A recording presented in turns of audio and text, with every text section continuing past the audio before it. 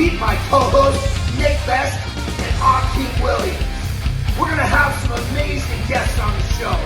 Buckle up tight, because we're going to be talking about the shit you're not supposed to be talking about. We're going to be discussing anything and everything it takes to become a Legend of Iron. Legends of Iron is brought to you by Muscle Mensch, the creator of Nitro Test.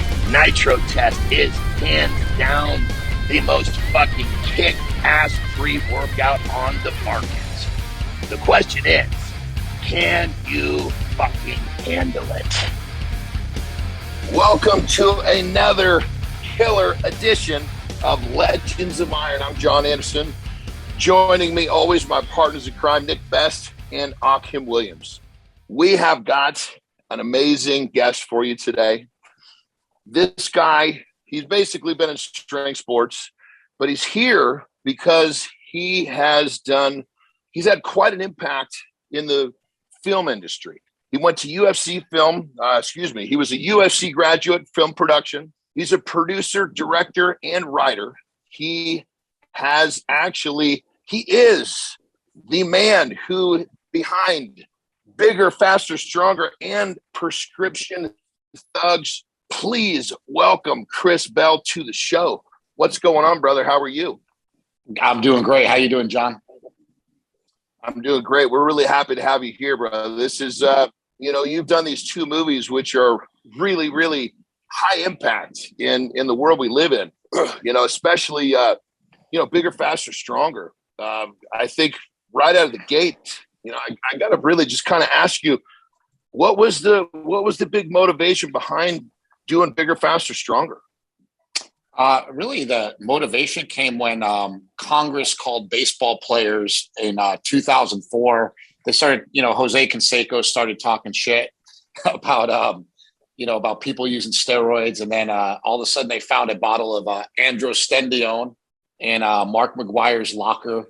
And, Mark and I were talking about it. And I'm like, this is ridiculous. Like nobody knows what really goes on. Of course, all these athletes are doing steroids. Like, why doesn't anybody talk about this? And what's so interesting is, like, from an outsider's point of view, I had a lot of friends that were, that I went to USC film school with, and just other friends that were just normal people that weren't really into the weightlifting world. And when I would start telling them, like, oh yeah, everybody's on steroids. Like, let me tell you this story and that story. And let me tell you what my brothers are doing. Like, both of my older brother, Mad Dog, was in the WWE, and he was actually using steroids for quite a long time. I had injected him with steroids when he was in college, and I was always kind of against it. I was dead set against the use of anabolics. I absolutely thought that they were going to kill you. And I set out to make a movie to show the world how dangerous anabolic steroids were. And ironically, now we've come full circle, which I'm sure we'll get to later. In Bigger, Stronger, Faster, we said, where are the bodies? And now we're seeing a lot of those bodies, unfortunately, turn up. And so, when I did Bigger, Stronger, Faster back then, the real emphasis was on let's talk about this in an open, honest forum, and let's get some people to talk about it that actually know. And the only ones I could really get to tell me the absolute truth at the time were my own two brothers. Nobody else even wanted to talk to me about it, really. And so that was sort of the impetus of it. It's like, hey, let's see if we can get the truth out here on the table. And I knew I wasn't going to get Mark McGuire to talk to me. And I knew I wasn't going to get, Sammy Sosa to talk to me. And when I got Floyd Landis to talk to me, who had just won the Tour de France, he lied right to my face and didn't care about it, didn't mind doing that. So I think it's just interesting to be able to talk to some normal people that were doing it, that weren't big superstars. Yeah, it's I'll tell you, when anybody who's watched that movie has had a completely eye-opening experience. I mean, that's, if you could, for people who may not have seen the film, you put some pretty interesting statistics in there that help people understand, how basically performance enhancements and drugs have been kind of put into society in a certain way. Of course, irresponsible drug use of any kind is not okay. But Sure. Talk to us about some of those statistics. They're pretty crazy. Yeah. So like some of the statistics that are interesting is if you actually look at anabolic steroids being the cause of death, you'll only find about 3 people on average a year. And that's even with, in the past, I think 18 months, we've seen like 20 or 30 bodybuilders pass away, and people in sort of the fitness and health industry. But what I want to let people know right off the bat is like, that's not necessarily from injecting steroids. Like it's really from something that we're all at risk of is being too big and not getting your your blood work done, not getting heart scans, just not being healthy and not paying attention. We just saw, unfortunately, Cali Muscle, who's a good friend of mine. Me and Mark, we've known him for a long time. I think he's an awesome dude. And, we saw him have 100% blockage in his artery, which could have been prevented had he gotten that stuff checked out. And for me now at 49 years old and being on testosterone replacement, I don't think one bit that testosterone is going to kill me. But what I do think is that, like, hey, if I'm a lot bigger than I'm supposed to be, maybe I should get all this stuff checked out. Maybe I should look into taking some things that might lower my cholesterol. There's a drug called ezetimibe that's really safe. It's not a statin. It's something that people could use and ask their doctor for and may be able to avoid a lot of this stuff. So that's kind of the direction I'm looking in these days, is trying to help steer people towards health and away from a lot of these dangerous things. No, absolutely. Yeah, no. You have to get your blood work done. Have to. You have to get your heart checked out. I mean, I run 4 EKGs a year. I'm in the doctor's office getting my blood work done 4 times a year. It's something that you have to do just to maintain health. I mean, as you're getting older, because people don't necessarily even eat well when they're younger and have problems with cholesterol and blockages and stuff like that. And no surprises come up. So part of maintaining your health is getting that type of stuff done. You're absolutely right about that, because I didn't eat good until, a couple of years ago. I mean, I ate like shit my whole life, not really knowing what caused obesity, what was causing me to be fat. And I kept blaming it on like, oh, I have a slow metabolism, right? And it's like, no, you just, you start talking to dudes like Lane Norton, who's like, no, you just eat too much food. And you're like, no, it can't be that. It's got to be the carbs, right? It must be the carbs. Let's like get rid of all the carbs. And I did that, and I was still fat. But when I started eating less food and started learning how to fast and started learning about my health a lot more, I just think this knowledge is power. We need to start learning. Mm-hmm. Yeah, hand to mouth makes a big difference. I mean, I didn't even know I was doing a vertical diet until we started filming the TV show, and I was watching what Brian was eating, because at that time he was on it. And then I got a hold of Stan and fine-tuned it even better, but I was naturally almost eating that way. And I think that's done a lot for my longevity. I have a guy that hit me up yesterday and said, listen, I'm going to have my first daughter in February, and I'm going to die of a heart attack or stroke before she gets here. I need your help, and I need it now. And I basically called him up and I said, hey, look at Stan Efferding's last post about the vertical diet and how because this guy's blood pressure was through the roof.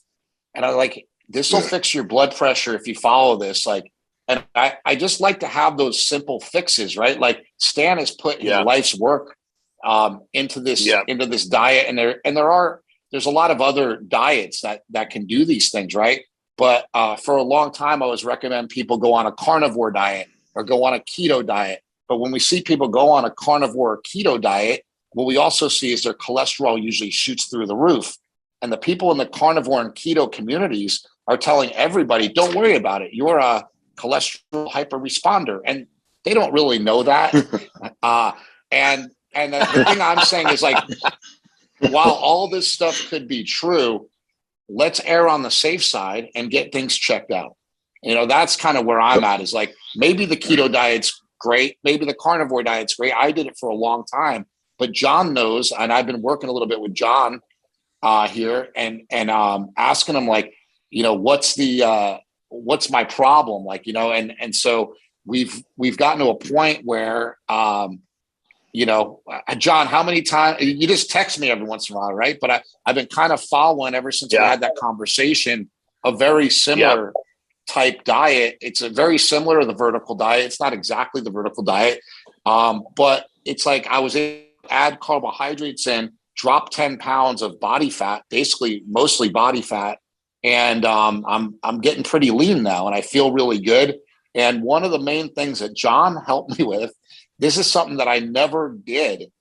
And I told him this, and I actually was embarrassed. He said, don't ever get too hungry and don't ever get too full. And it's that second one that nailed me. I would always eat until I was absolutely stuffed, and like I was not going to have another meal for the rest of my life. And by just stopping when I got to be full, was such a change in my life and in my health and the way I feel. And I don't walk around feeling sick anymore. I don't have unfortunate bathroom runs. It's like things have just changed, and things have become a lot easier with, Mark even has a book, and I still think it's one of the best nutrition books made, because it's like, this thick and it's so easy to read. It's called The War on Carbs. And we've seen people drop over 100 pounds. We have one guy at our gym that dropped 190 pounds doing what we call the War on Carbs. And that's great. But now I have that guy eating Now I have that guy eating carbohydrates. So a thing that John and I talked about is, how do you utilize each of these things as tools? And I'll go in and out every day. Like one day I might do a carnivore diet. The next day I might do a keto diet. And the day after that, I might be doing a vertical diet. And the thing is that all of these tools are keeping me under my caloric surplus, so that I'm not trying to build muscle at 49 years old. I'm just trying to get a little bit leaner. So as long as I stay in a hey, wait a minute. Let's not get carried away. No, you can do that. I'm personally not trying to do that. I'm trying to just stay lean and healthy. If I was involved in the sport of strongman until I was 1,000, I'd be doing what you do, Nick. But honestly, man, every time I see you lift, it's like a major inspiration to me. That's why I was excited that you're on here, because I see that you can do crazy heavy weights into amazing shit. Upper years. Amazing shit. Crazy. Thank you. Just insane. That means a lot to me. Thank you. I appreciate that. That makes my day. Well, Chris, what you're saying a second ago, what you and I really were what we talked about primarily was just your digestion. Yeah. Right. We're just trying to keep your digestion running smoothly, but kind of taking all we're talking about nutritionally and leading it back to the topic. Obviously, and they're eating properly and they're taking care of themselves, getting checked out, all the things we discussed, then obviously taking a PED into the mix has a whole different effect in terms of potential risk, Yeah. And it's interesting. I just got my full blood work done. I got 20 vials of blood taken, because I'm at a point now where I'm seeing all these people their health being affected, and I just want to get everything checked out. So I'm actually excited to see, and John, I'll be sure to report to you on what my blood work looks like, but I'm actually interested to see what it looks like, because I have switched over to eating way less saturated fat, and that's something that I'd been eating a lot of saturated fat for a really long time. And Mark and I we always talk about it. We think everything's a tool, right? So we use Piedmontese beef, which is just a beef that's a lot leaner. It's cows that are leaner, and so they have the steaks have half the saturated fat, half the fat in general of any other breed of cattle, right? So I can eat steak every day instead of chicken and kind of get away with it and still be able to have meals that are delicious and taste good. And I don't have to eat, dry ass chicken all the time. So I think that looking for different solutions is a good idea, always trying to find what's new and what can be utilized to sort of fix your health and still keep you eating stuff that you like. No, absolutely. That's what makes any diet successful in the first place, is you have to actually enjoy eating it, or you're not going to keep eating it and you won't be successful at it. And the reason I never did a bodybuilding diet is because I hate the chicken and rice and broccoli thing. It's just not my style, But even with chicken, rice, and broccoli, I found that they make this company, G. Hughes. I don't know if you've ever seen that. They sell it in Walmart. They sell teriyaki sauce. They sell all sorts of different sauces that are all sugar-free. And they're all fat-free too, for the most part. So if you are eating chicken, broccoli, and rice, and you throw a little G. Hughes teriyaki on it, it's absolutely delicious, and it's not full of sugar. So I think that finding little different things, like I told John, popcorn, like Smart Pop popcorn, is one of my favorite snacks at night. Just because I get bored and I'll be sitting there watching Netflix or something, and you want something to munch on. Well, potato chips aren't a good idea. They're not really the best thing. And candy's not a great idea, but air pop popcorn, I can have a gigantic bowl of air pop popcorn, and that will satiate me for quite a long time, So let's go real quick. Let's kind of reverse back into, we've obviously kind of segued from your research with obviously with steroids and PEDs. Now we got talking about, taking care of yourself, which led us to diet.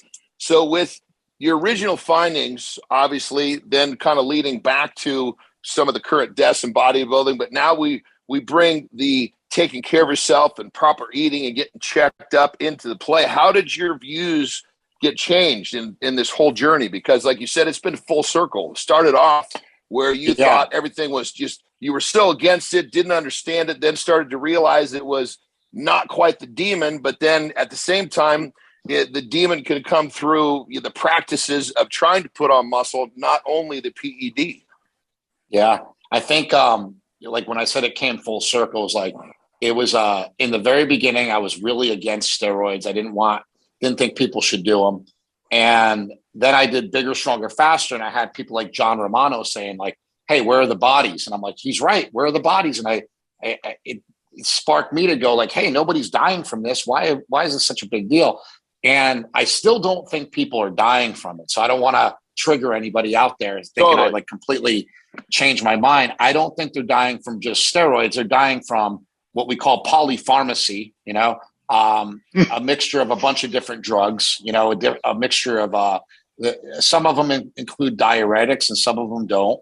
Some of them include, bad food choices. Some of them don't. There's a lot of different reasons why a lot of these bodybuilders are passing away. And I don't think we can pinpoint it to just one thing.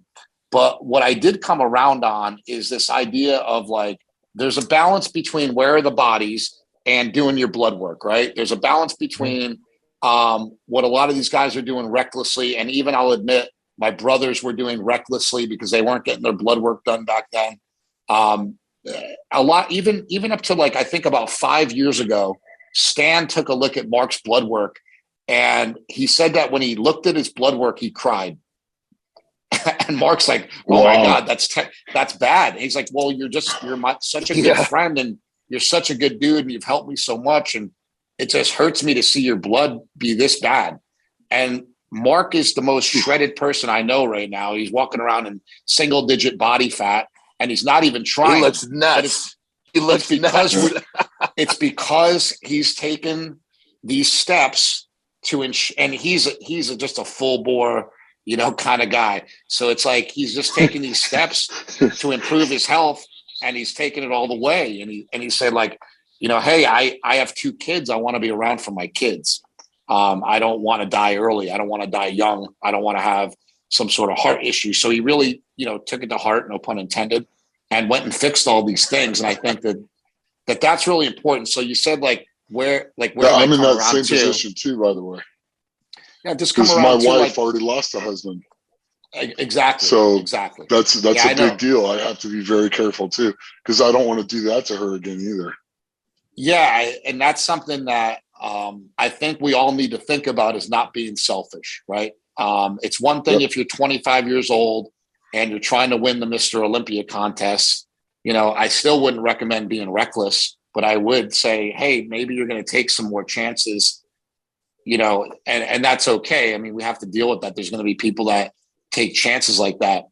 But the fact that, I don't know, just the fact that people have been dying has just really been weighing on me as far as being friends with a lot of these people. And I just keep thinking well, who's next? and I don't want to know who's next. You know, like I saw Sean Roden every single day at the gym. He always had a smile on his face. He was nice to everybody. And it just sucks. You know, it's like, why did this have to happen if it was like, if he got, you know, it's like, but, you know, then again, like anybody could die from anything, right? So it's like, I try to say like, well, why did this happen? And then try to assess how we could fix these things. And I don't think there's one easy, quick fix. I think the IFBB could do something about it, but I don't think it's even necessarily, like, I don't think it's their fault. I don't think they're pushing these athletes to get too big.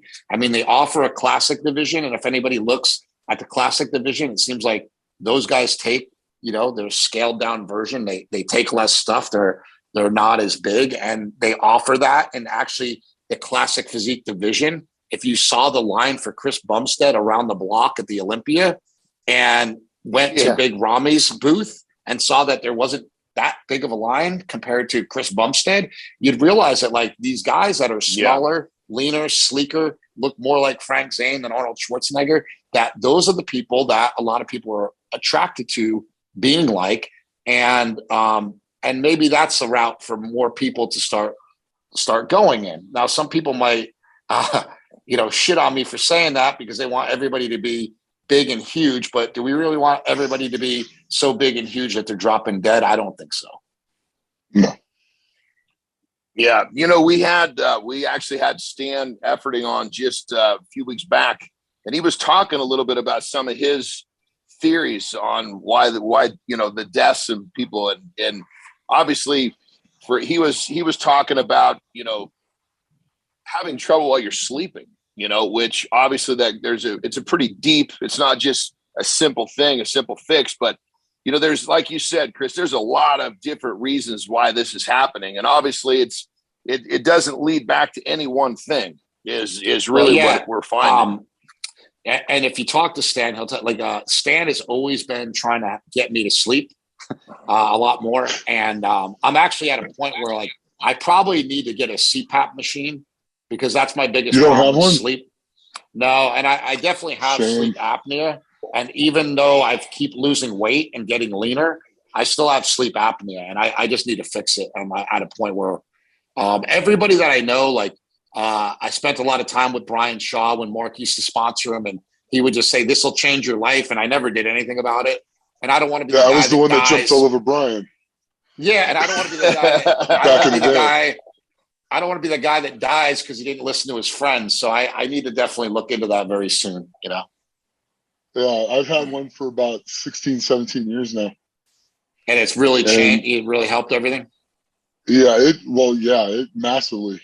I mean, I was falling asleep driving my car at stoplights. Mm-hmm. I had it so bad. I mean, I'd be at work and I'd fall asleep, doze off, somebody beeped their horn, and I'd continue to drive. I finally went and got checked, and I've been sleeping with a CPAP ever since. And it's made all the difference. I wake up about 6 or 7 times a night, and it's not to go to the bathroom. It's because I'm not breathing. I think, you know. You wake up a lot more than that. You just don't know it. I found out I quit breathing 185 times in 2 hours when I went to get my sleep test. I stopped breathing 185 times in 2 hours. You know what I'm also realizing as you get older, I used to be about like, you know, where to spend your money. Like, oh, I need to get this, I need to get that. And now I'm like, I really need to spend my money on a calcium, you know, carotid artery test. I need to spend my money on a CPAP machine. You know, like it becomes easier to spend money on yourself. It's easier to spend money on getting your blood work done when you actually have a value to it, you know. And when you're younger, not thinking about these things, you're like, I'm not going to spend $400 on my blood work. Screw that, you know.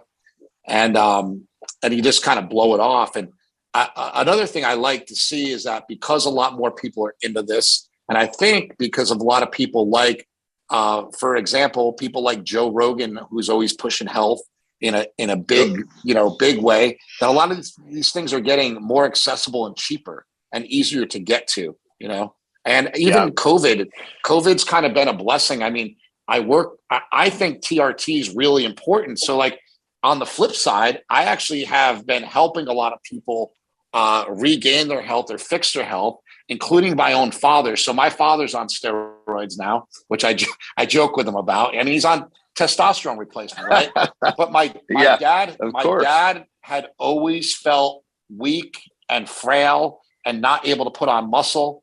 And he went and got his testosterone checked, and it was in the gutter. But my mom, when she was still here and still alive, you're not doing that crap, blah, blah, blah. That's what the kids do. You're not doing that, you know. You don't need to be all muscular. You know, you don't need to be all muscular. And my dad like that. That's not, you know, I think it'll help me with my health. And my mom just never wanted to do it. And my dad has always been such a good husband that he just always went along with it. But she passed away in October. And so more recently, he had gotten on testosterone. Yesterday, it was actually really funny. He had to get his car fixed. So I was giving him a ride to the dealership. And he said to me, you know what? I told Mark that, hey, I think I'm going to get off this testosterone because I feel so great. And then Mark's like, what are you kidding me? The reason that you feel great is because you're on testosterone. And then my dad's like, he's like, then I thought about it. And in the past 6 months since I've been on this, I feel amazing. And so I think that's really important. It's like we talked them back into it. But I just think it's so valuable for people to get their blood work checked, to get their hormones balanced if they're messed up. You know, another thing that I had that was really, really bad, even John, when I was talking to you, I didn't know it, but I went and got my all my levels checked, and my estrogen was 0.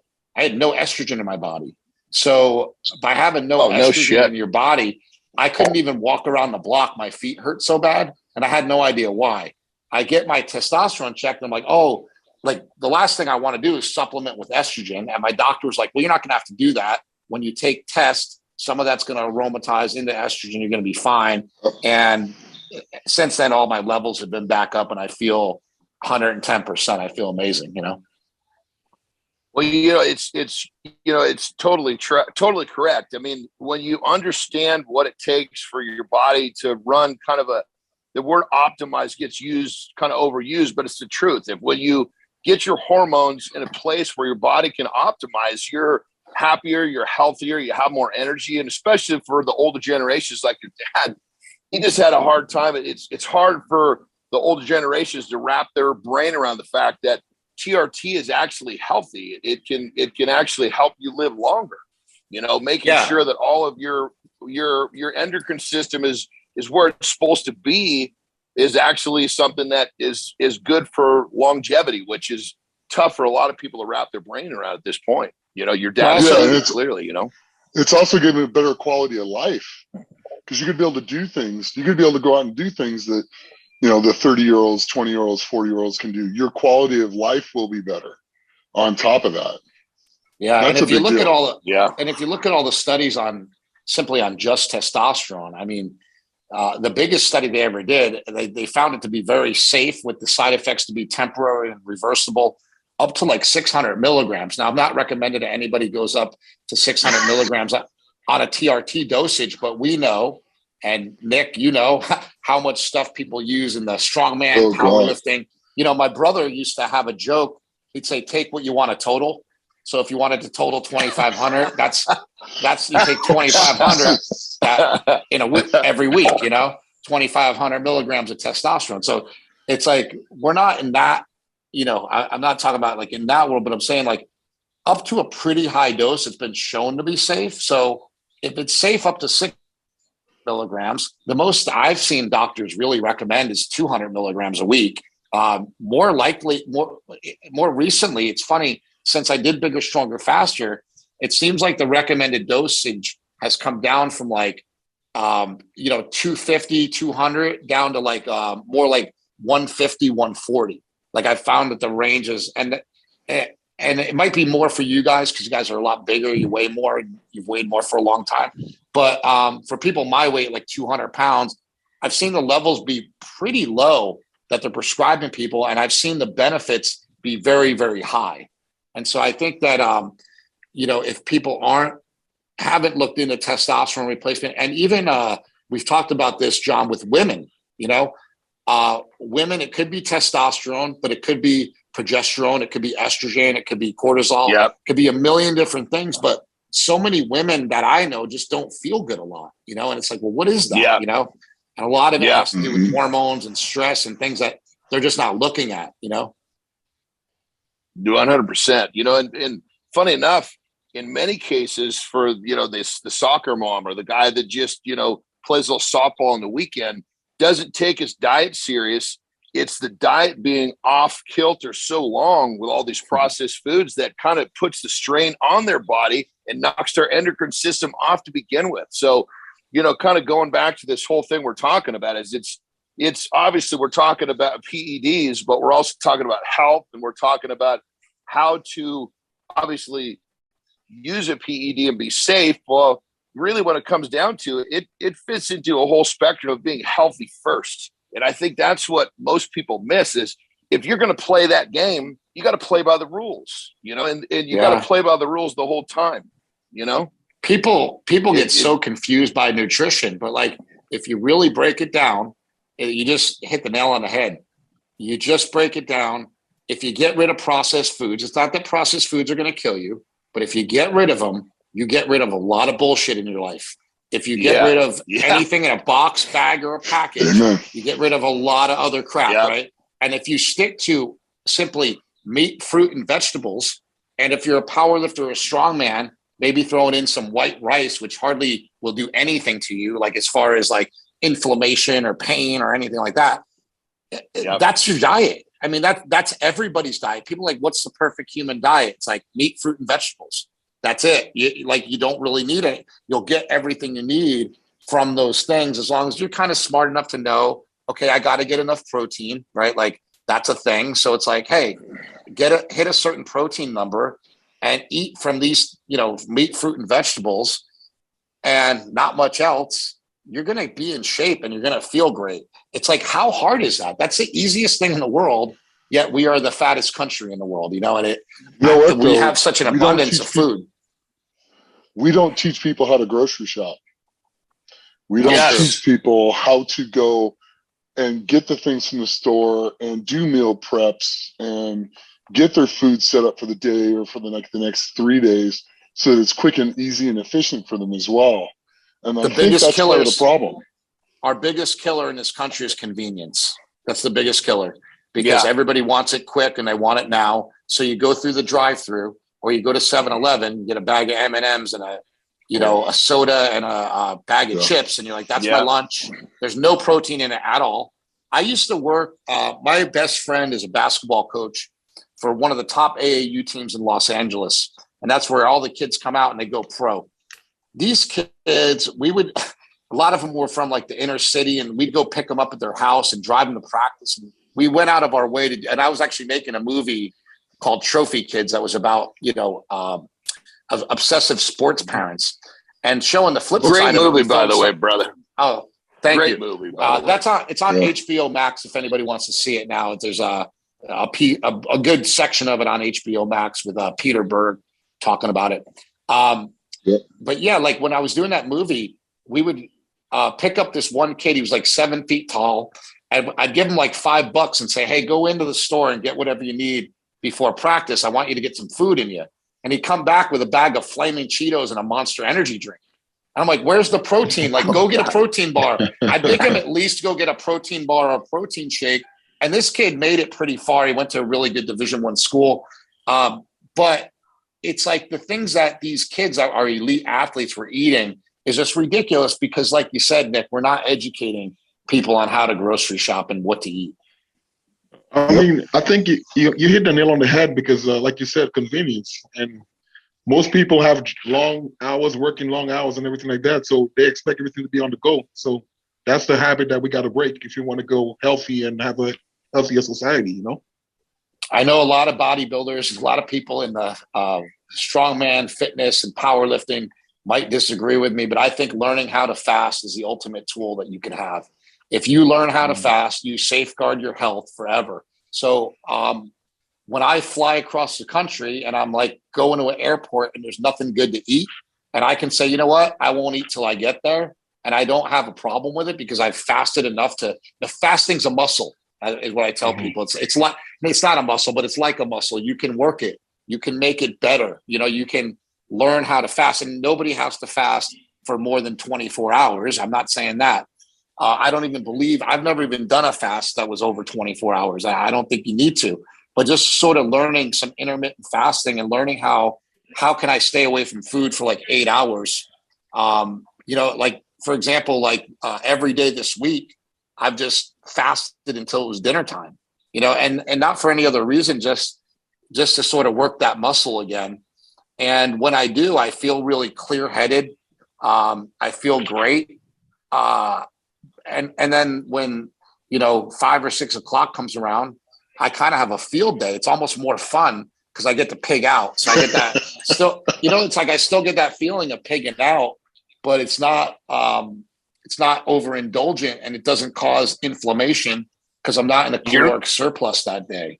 So you're not overeating, correct? You're not supposed to eat till you're too full. Remember, we talked thoroughly about this. Well, I say I pig out to an extent, right? But what I do is yes. I should say, John, I pig out in stages. So it's like it might be like 5 or 6 o'clock that I eat, so I'll eat like a steak. Like yesterday, I ate a steak and 2 bags of salad, right? And that I was starving, but that filled me up really good. And the salad, 2 bags of salad is only like 100 calories, So, you get, I get it in like those bags because it was convenient. Right. But so that filled me up pretty good. But then around 8 o'clock, I was hungry again. So I ate another steak and I felt great. Right. Yes. And now I got enough protein in for the day, blah, blah, blah, blah, blah. Right. Like exactly. So sorry about that, John. I didn't even say I pig out, but I meant yes, I can sort of not worry about it, right? Not worry about going over my calories. Exactly. It's really important to eat till you're comfortable. Not overeat, not undereat. You don't want to be hungry, but to eat till you're comfortable. Mm-hmm. And then I naturally do the intermittent fasting, just during the week, at least 3 or 4 times a week. Just I'll miss on meals the flip here, side, I'll miss meals there. And I think you're right. Intermittent fasting, I think, works best when you use it intermittently. So you should intermittent fast, right? So intermittent fasting every day just causes what? It just causes your body to get on a schedule that it gets used to, right? But learning how it's not intermittent anymore. But sometimes it feels great to wake up, at 6 o'clock in the morning and make some eggs and steak or something, So it depends on what, it depends on the day. It depends on what you're doing that day and blah, blah, blah, blah, blah. If somebody wants to go to breakfast with you, don't be a prick. Go to breakfast with them. It's another thing about dieting. It's like people are like, oh, well, I can't have any social interaction. I can't do carnivore because I can't. It's like, what kind of life are you leading that other people are in control of what you eat? First of all, that's really, really weird. Yes. I can't be like when people are like, I can't be social, I'm just like, you're happy being fat then. That's fine. I think I'll tell you guys this, and this might help you guys stay on track as well. When you're trying to go for a goal and you can't get there, the number one thing that my brother has taught me, because I think Mark is a low-key genius. He simply I told him I'm trying to get my abs back. I'm trying to get ripped. And he's like, well, you're just not that interested. And I'm like, what are you talking about? It's all I think. It's all I think about. He goes, it might be all you think about, but if you were more interested in it, you'd get there. He's like, if you want to look like me, if you're that interested in it, you'll figure it out. And I'm like, I hate you. I hate you, but I love you because my brother, but I hate you. And every single time I'm in the gym, I'm in the gym now, and this kid's like, oh, I want to squat 600. I said, well, if you're more interested in it, you'll probably get there. And they're like, they get really mad. And then they think about it like, you know what? You're right. I need to get more interested in it. It sounds like some makes perfect sense. Sounds like some Jedi mind trick. I told him we got to make the T-shirt. You're just not that interested, Yeah. Yeah, I love it. So real quick, last question about the movie, about Bigger, Faster, Stronger, brother. You really did a lot of research. You got in front of a lot of people. So in terms of somebody that you would consider kind of like a legendary status, who stands out in your mind in your research for Bigger, Faster, Stronger with all the research you did with that topic? Who stood out as far as what? As far as like helping you kind of having a because you were going through the phase of ironically, the biggest freak in the whole movie, Greg Valentino. Out of everybody I spoke to, I thought he had the best perspective when he was like, look, you have all these problems in society and you're worried about steroids. That whole speech that he gave to me, and just sort of talking to him, and like, I might not be down with what he's doing. I might think he looks ridiculous. He even thinks he looks ridiculous, he even admits it, right? But for some reason, the things that he said really were just true. And I found out that, like, when you find somebody who doesn't care what people think, they're not so hypocritical. And that a lot of the other people that were all like dialed in and buttoned up, and I'm a doctor, I'm a professor, I'm a this, I'm a that, they're all very guarded in what they say. And I think because of Greg's just sort of like openness, he probably had the most compelling things to say about people using steroids, and sort of like kind of in a way defending them. Although I don't really agree with what he's done for himself. You know what I'm saying? So it's really interesting. Totally. In that dichotomy. And then also I just think that in talking to that father, Donald Hooten, I thought that was really, really interesting to see that we're never going to change some people's minds, no matter what we do. We're not going to change anybody. Like if people think steroids kill you, there's going to still be people out there that think that no matter what. And we just have to learn how to deal with that, So there was a couple of things that I learned along the way that I think are really important. But I should say this, I've been trying to, and I don't know if this will happen. It seems like things have changed a lot in the world. It's harder to get people to give you money to make these movies. There's just a lot more access to different sort of medias like this. I've been trying to raise money to do a second version of it, like to do a sort of update, because what I feel is that the internet sort of changed everything. Now you have all sorts of drugs like SARMs, and you have peptides, and you have people doing TRT, and trying to make sense of all of that stuff. I think it's about time to do something else on this subject matter.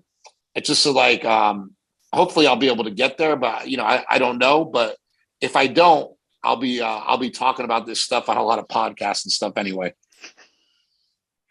Well, that's interesting. So with all the people you spoke with, it was actually Greg Valentino, and then I can't remember the name of the father that lost his boy. Yeah, Donald Hooten. These were the ones that, these are the guys that stood out the most with all the people. Because you were in front of a lot of people. I haven't talked to one person that actually knew a whole lot about like what step. Like, it's funny. Mark always says this too. You ask people and you go like a couple questions deep. And I'll say like, well, how does steroids work? People are like, they make you bigger, and then I'll ask them another question. And I go deeper and deeper, even with a lot of these people that are experts. And I go, well, where do they come from? They're like, well, they're synthetic. I go, yeah, but what does that mean? Like, what do you mean synthetic? Like what chemicals it made out of? Where do they get that chemical from? Like, you can't make something out of nothing. You gotta, and they don't know. And so I've asked those questions. I've went down those holes, and I don't know that stuff's even that important really. But as many questions as I've asked, I found that like not a whole lot of people know a whole lot about this stuff, because we're not, unfortunately, this is something I think that really, really needs to change. We're not studying these drugs because we've made most of them illegal. So no one has some sort of crazy clinical trial on DECA because they haven't done it, And actually, more recently, people are getting money to do this. And some of the things that we're learning is like, I talked to a guy that runs a TRT clinic down in Houston, one of the bigger ones. And he was telling me that they're doing these studies and tests right now, which really interests me because I have a lot of joint pain, where they're injecting DECA right into people's joints and watching it just absolutely heal the joints. Something that hasn't really been done much before. Usually it's like, hey, you just take Deca and it's good for your joints, they say, right? But what about a doctor who knows exactly where to inject it and is like doing an x-ray and then just like a cortisone shot, jamming that in there with some PRP or some other sort of stimulus. And that's what I'm interested in, is like where this stuff is going and where, like, how can we sort of regenerate people and how can we help people with these drugs in sort of these newfound ways that are really interesting. Another thing that he told me I just thought was crazy is they're using Winstrol for women with like sexual dysfunction problems. And they literally just rub Winstrol on their vagina, like a Winstrol cream. And it does all sorts of crazy shit. Dude, I'm telling you, I was like shocked. Hold on. Back up. What? Describe the crazy shit. I got to hear this, man. Well, what are they saying? What are the benefits? The benefits are a lot. Like, it's for women that have like lost their libido and their sex drive and things like that. And they said, hey, we just tell them to rub the Winstrol. Yeah, rub the Winstrol on their vagina. Next thing you know, boom, they're ready to go.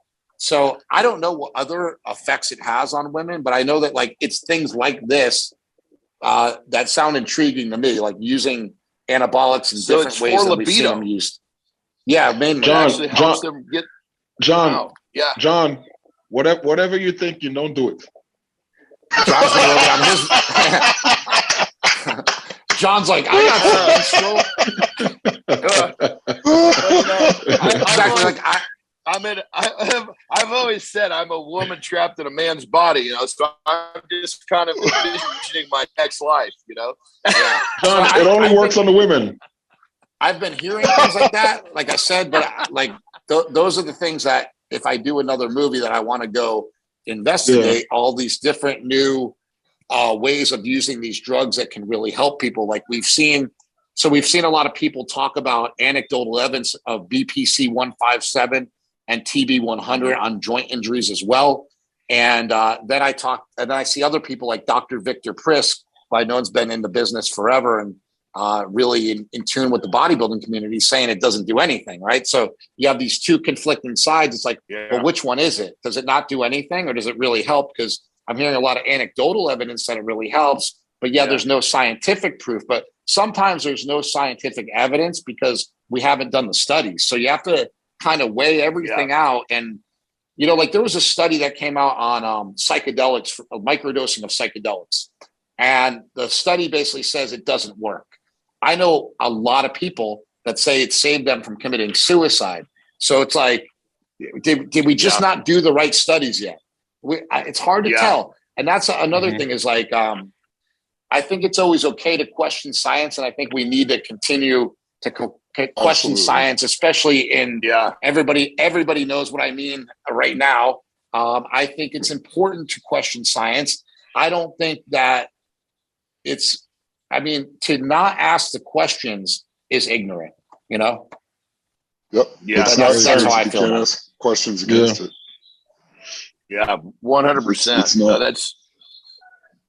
I think that's one thing that's you found through the movie. We're still finding more and more with all these new variations coming out is that we don't know enough about what's really going on, and obviously having some more information about all this stuff's going to be really helpful. But we still always have to keep reminding everybody that any type of drug use has to be responsible. It's the whole irresponsible, it's the people that look at this from the position of not being responsible that are obviously creating problems for themselves. And of course, more importantly, it gives all of this stuff, a really bad name when it can be used to better someone's life in terms of quality of life, Yeah, and I'm hoping that conversations like this and other people having these conversations help open that up so people aren't afraid to start diving into research this. And I think in the future, we'll just have a lot more research and we'll be able to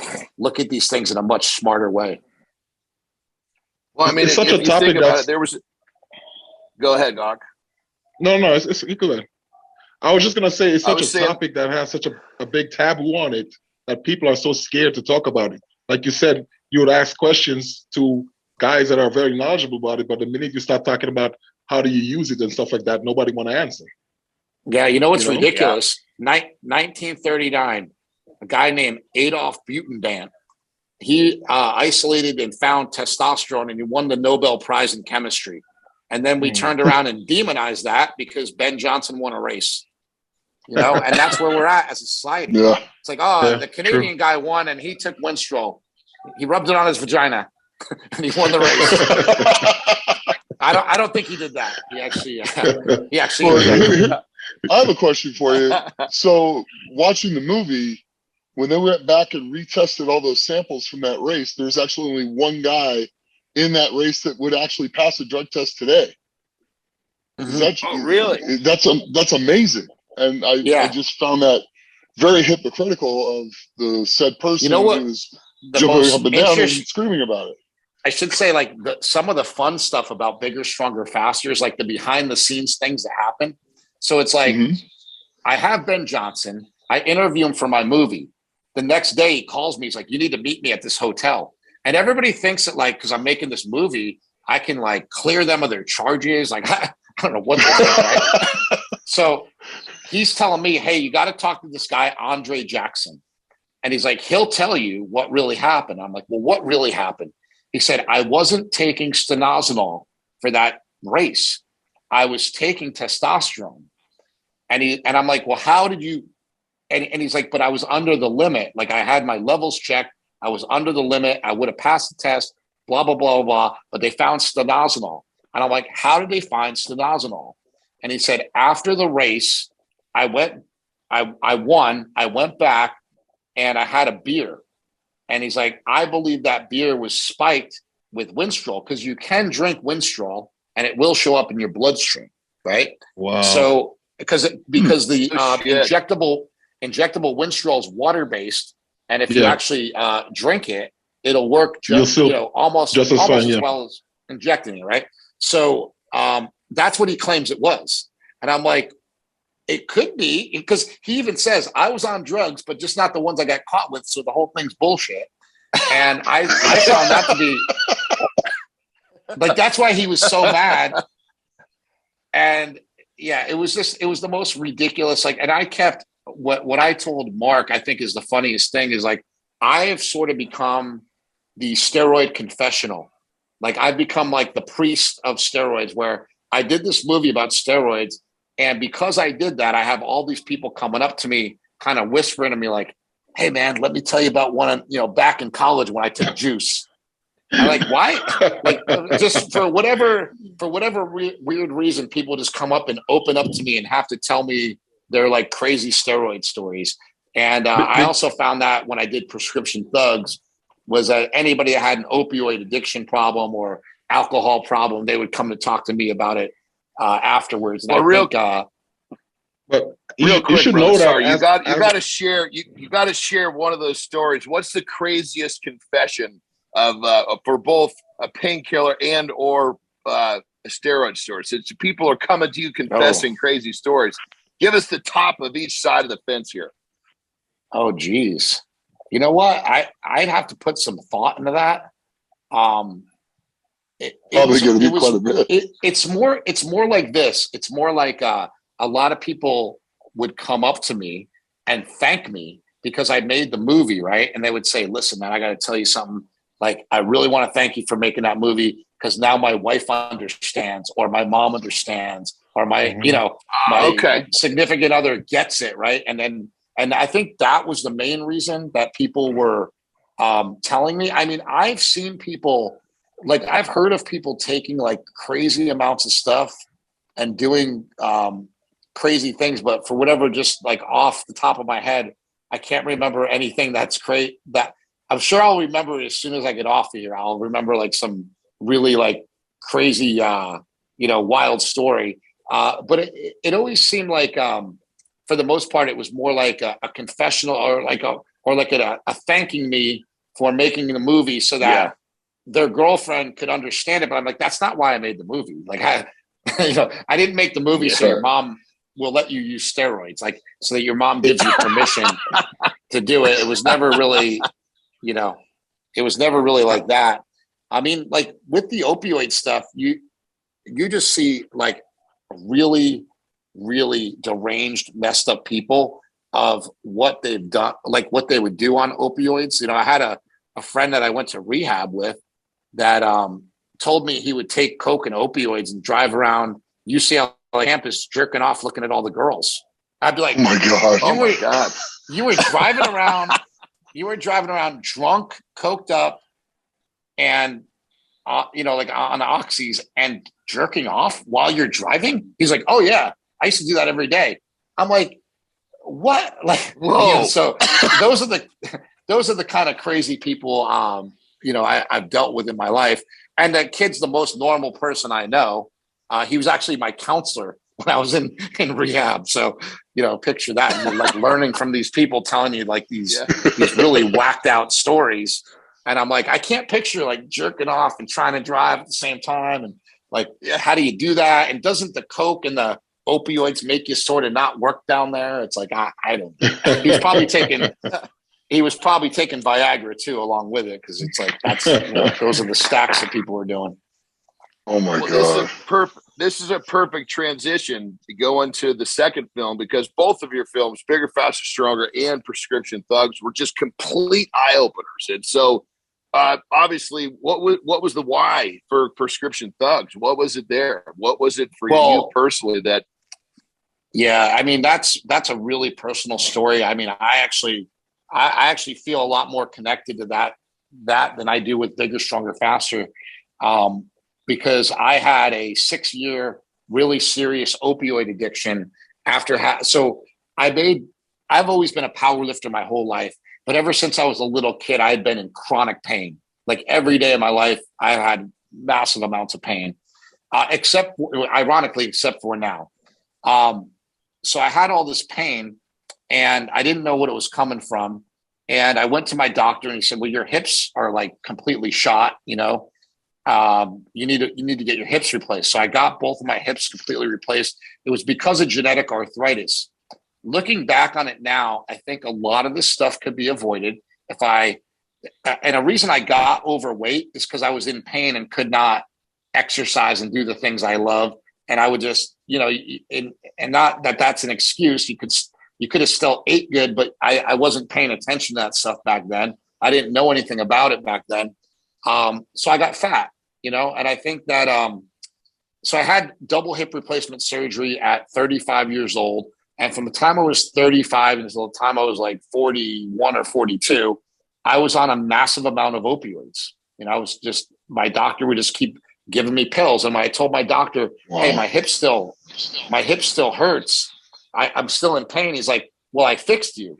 And then he took me off the opioids, right? This is actually after about 2 years. He took me off all the opioids.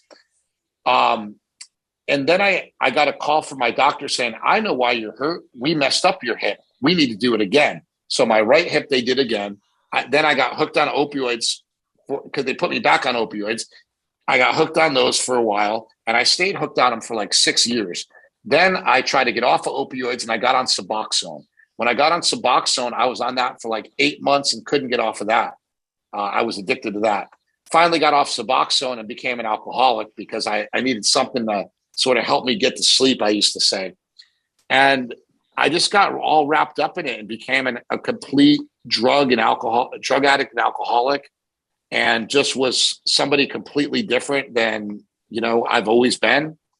And it really changed who I was. It sort of robbed me of all my confidence. It robbed me of, you know, my self-esteem. And I just became kind of a piece of crap, you know, in my opinion. And the only way, you know, when I started sort of coming back from that, I was really angry at the pharmaceutical industry. I'm like, I'm going to make a movie about this. And I started making a movie about it. And halfway through the movie, I relapsed. And I went to rehab. So I put all that in the movie because I think it's important, you know, to show people how powerful these things are. I had a vendetta against opioids and I still couldn't do anything about it because I wasn't strong enough. You know, since then, I've been trying to find different ways and different methods. I also have a movie called A Leaf of Faith. I think it was on Netflix for a while, but I think people can see it now on YouTube. A Leaf of Faith is about Kratom. To me, Kratom's a miracle that most people don't even know about.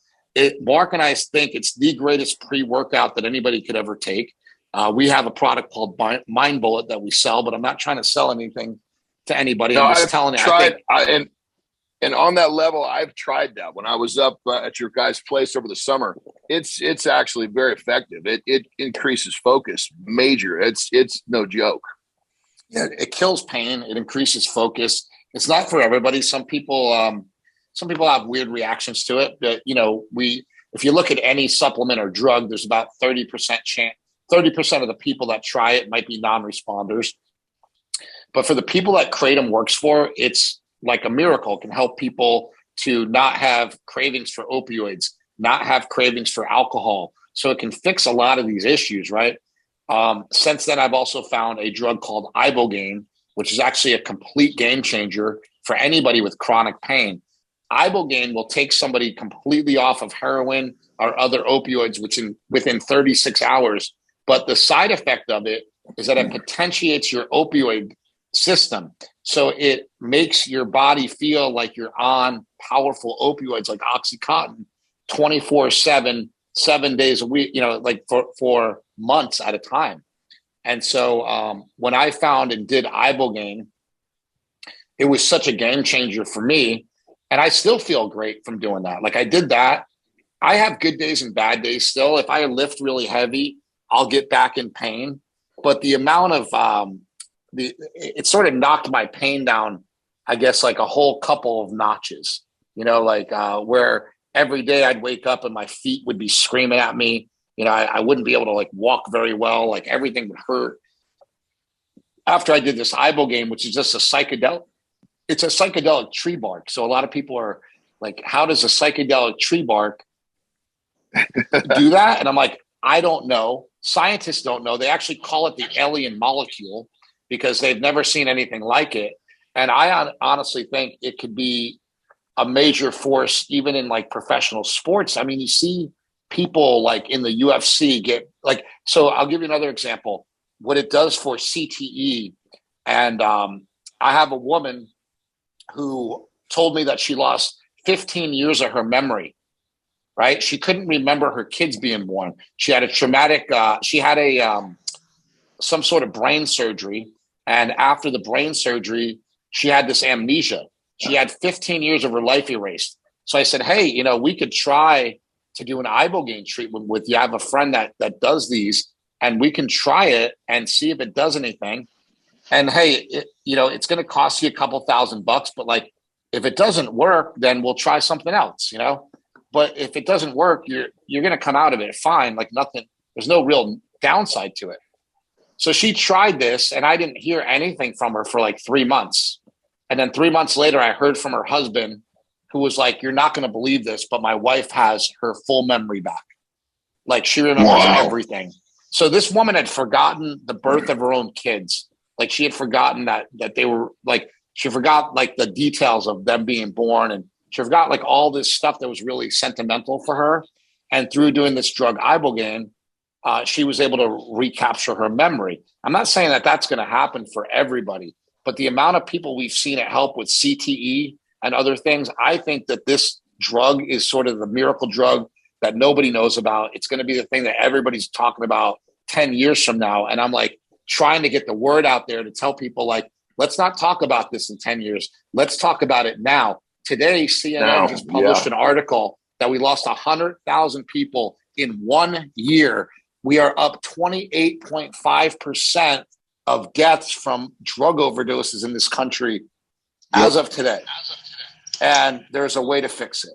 And that's all I'm saying. Like I'm an idiot. I don't have all the answers, but somebody out there can research this stuff. They can look into it. They can put it on the NIH's list to, the science, all these, science departments. They can put it on their list of things that they need to look into and research along with things like Kratom. The problem is we have such a stigma against these things that people just want to ban them and say that they're no good rather than look at the plus side of it. And the only real downside of Ibogaine that I should mention is the fact that like if you have a really bad heart, it's probably not the best thing to do. But like if you do EKGs, like even my guy that does Ibogaine treatments, he'll show up to do an Ibogaine treatment with somebody, and he's got a mini EKG that hooks right to his phone, and he can see your heart and he can know where you're at. And if you have a problem, he said, hey, we're not going to do this, So it's very safe. Like I said, it's kind of expensive. It's like probably about $3,000 to get treated for it, $3,000 to $5,000. But if you're a complete heroin addict or you're in a ton of pain, I even think like Nick, for some of the guys like strongmen, right? Like some people come out of that really beat up, other people come out of it fine, but some people, everything hurts every single day. And if you're one of those people, like Ibogaine is a thing that I just think could really help without a whole lot of downside. Yeah, I wrote it down. On that level. Can you spell it? Yeah, Ibogaine. I have, if you go on my Instagram, which is @BigStrongFast, you can click on a link in my bio that'll bring you to YouTube to a short film that I did about my experience. And like my experience was just insane. I mean, I chewed tobacco for about 30 years. And the way that Ibogaine interrupts addictions, like I got done with the Ibogaine and I just threw away my tobacco and I haven't touched it since. And that was over a year ago. And that's pretty crazy. Wow. I mean, it's something I did every day for 30 years. And it was such a habit. And now it's not a habit anymore. So I think that just even that alone was a great benefit in my life, because who wants to die of mouth cancer? That would suck, right? But but just the fact that what it actually did for me for pain, it's just a miracle. I literally blew out my ACL doing a really heavy trap bar deadlift. Sure. I like to do heavy lifts on my like sobriety day. So I tried to go up to 700 pounds on a trap bar deadlift, and I did it, but I blew my knee out. And I couldn't walk. I couldn't walk for over a week, and I never went to the doctor. So for the next like 8 months, my knee was completely shot. And I did Ibogaine, and it felt tremendously better. And then on top of Ibogaine, because I always recommend doing multiple things, not just one thing. So after doing Ibogaine, I found Knees Over Toes guy. I don't know if you guys know about him, but if you go on Instagram, look at Ben Patrick @Knees Over Toes guy, actually, he will show you exercises for your knees that will fix your knees like in a couple of weeks, like crazy little exercises that may not look like you're doing much, literally dragging a sled backwards, like that simple of a thing. Instead of pushing it forward, drag it backwards, because we're always moving forward. What if we drag it backwards? How will that work? It's amazing what these things can do for you, and they're really, really simple. Well, I do a little backwards drags. Yeah. When it comes, I'm sure you do. Yeah, it's great. So let's kind of revisit the beginning of the prescription thugs, in terms of you right out of the gate. You let off some statistics that were pretty crazy. I know the movie itself, you rattle off some statistics that were pretty eye-opening. I mean, pretty mind-blowing. Most people probably don't know. I mean, share some of the statistics about how painkillers have just literally, especially in the US, have just turned it inside out. It's pretty freaking crazy when you look at it. We talk about this whole fentanyl problem that we have nowadays. We represent 5% of the world's population. We consume about 80% of the world's prescription drugs. It's really, really insane, how many drugs that we take in this country, So that was the number one stat. That's just nuts. Also, think about your local congressman, right? We spend about $400,000 per congressman. We don't give them $400,000, but companies, pharmaceutical companies spend on average $400,000 per person in government to lobby for these things, for these opioids. And so we just have such a big sort of mob out there that are pushing these prescription drugs. And we see it with the COVID vaccine. I mean, like, why is this COVID vaccine pushed so hard? Well, hey, there's a lot of money in it for a lot of people, and a lot of those people are in our government, and a lot of those people work for Pfizer or Moderna. My best friend works for Pfizer and sells vaccines. He's part of the system, and he tells me every day how much he hates it and he hates what he's doing. He's like, I got a wife and 2 kids, so like, what am I going to do? Like that kind of thing. And I think that's like, it's an interesting dilemma we're in, right? Like, am I going to tell my friend, don't go make the money? He's just going along with what his job is. Like, tell him not to make the money doing what he's doing. Or, it's like, at what point do we take a stand? And it's hard to take a stand when somebody's lining your pockets with money. And I think that's been the biggest problem with a lot of these drugs, and a lot of the reasons why things like Ibogaine and Kratom are either illegal or on the gray market is because of these laws that have kept them down. In 1970, we've made all psychedelics illegal for no reason. I mean, a magic mushroom has never killed anybody. Never, ever, ever been shown to kill anybody. Why are they illegal? Like there's more accidents on marijuana, which is now legal, than ever with a psilocybin mushroom. But we know that psilocybin mushrooms can relieve pain, relieve anxiety, relieve depression. They can really, really change people's lives, and we don't let people have them. So it's really all coming back to it's all following the money is what it comes down to. Yeah. And the painkillers is like a huge river of money that, obviously the powers that be want to keep in our culture and keep doctors prescribing them so that they're just making money hand over fist is really what it comes down to. Because you mentioned these other drugs it's all follow the money. And I think that like a lot of us are just as guilty in the fitness and supplement industry, selling a bunch of bullshit to people that we know doesn't do anything. Like we know, like look at like branched chain amino acids, right? It's like you look at all the studies and you don't get a whole lot out of that, And we have people making millions of dollars selling all these supplements that like barely work or don't work at all. I've been shown not to be efficacious, and they put their name on it and slap the label on it and send it out there and follow the money. You know what I mean? Like, the shit's going to sell. So it's like, there are some things that I think are great. Protein powder is great. Creatine's been very proven. Caffeine's been very proven.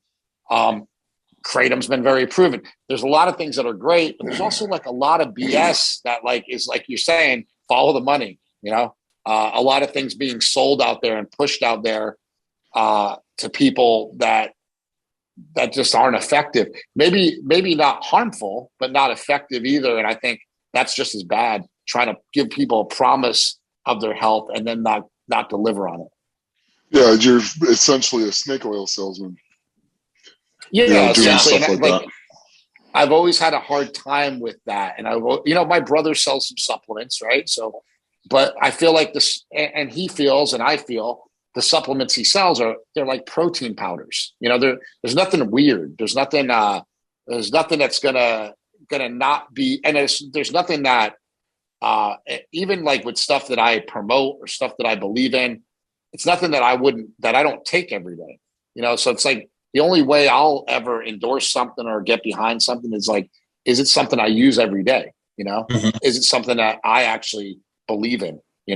And a lot of these things I do believe in. Like I've used products that are very effective that I would definitely, get behind. And then there's a lot of other ones where you're like, we know that doesn't do anything. And a lot of people that are doing it, and I'm not trying to be an asshole, a lot of people that are doing it are my friends. And I don't really fault them for it because everybody's doing it, right? But it's kind of like, it's not for me, I should say, Yeah. So really when it comes down to the prescriptions in terms of painkillers, it's just coming right from the top because you're going to get a prescription from your doctor. It becomes okay. And that's where this problem just gets completely turned into a full blown wildfire. The fact that it's legal and you can take these pills and it's okay. This is why America has gone so pill crazy. Is that pretty much what it's coming down to? I thought one of the most interesting people when I did Prescription Thugs was somebody like Chris Lieben, who used to fight for the UFC. And what he said is like, he's like, have you ever tried heroin? I said, no, I never tried heroin. He goes, it's the same thing, man. It's the same thing as these pills. he's like, but it comes with your name on the bottle, and it comes in like a little nice pill. It's like a nice, like light blue or like nice color. And it's got a little inscription on it, and it's got your name on the bottle, and it's from your doctor. So you take it, and you're like, yeah. And he's like, you'd be fine telling anybody that you take it, because there's no secret. It's like, I got it from my doctor. And then when you tell people you got it from your doctor, they're just like, oh, that's fine. I'm fine with that. That whole idea of like, ask your doctor is a really backward system. Since when does the patient go in and tell the doctor what they want to be on? That's a new thing. That's a new thing that came along, more recently with the drug advertising, right? That never existed before, right? Never, ever, ever existed before, where you just told people like, hey, just why don't you go ask your doctor for this? I always wanted to make like a mock ad, like, ask your doctor if testosterone's right for you, that kind of thing. Because you never see commercials like that. Like like you imagine like some jacked guy like walking in, like doing the thing, and ask your doctor if testosterone's right for you. And if he says it's not, flip over the table and roid rage out and get out of there. That kind of thing. That would be a funny commercial. Hey, that's another stigma that we haven't talked about is roid rage. It's like, how many people have you guys beat up because of steroids, right? It's like, I think that, I keep saying this. I think if roid rage exists, it's only because of trenbolone, I think we've seen enough incidents of people on trenbolone to know, like, maybe that's not a great drug for people to use, especially if you have a bad attitude, and it's like, I think it's interesting that like testosterone gets lumped in there. I haven't seen people get really aggressive especially on like TRT doses of testosterone. I've seen that be something that people can usually take. I'm not saying it couldn't happen, but we see a lot of crazy things. I remember like it was yesterday because I posted on Instagram, but this was years ago.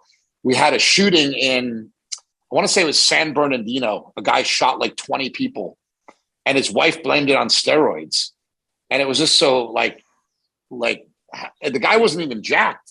You're like, how much steroids could this guy be on? And like, maybe, and then I thought like, maybe he was on trend, like who knows? But I just thought it was so funny because the wife's like, it had to be the steroids that he was on. I'm like, I don't think steroids would make you go out and shoot 20 people with a machine gun, but and it's like, we see so many of those stories. I remember in the Chris Benoit case, they're like, steroids found in his house, and then it's in Bigger, Stronger, Faster.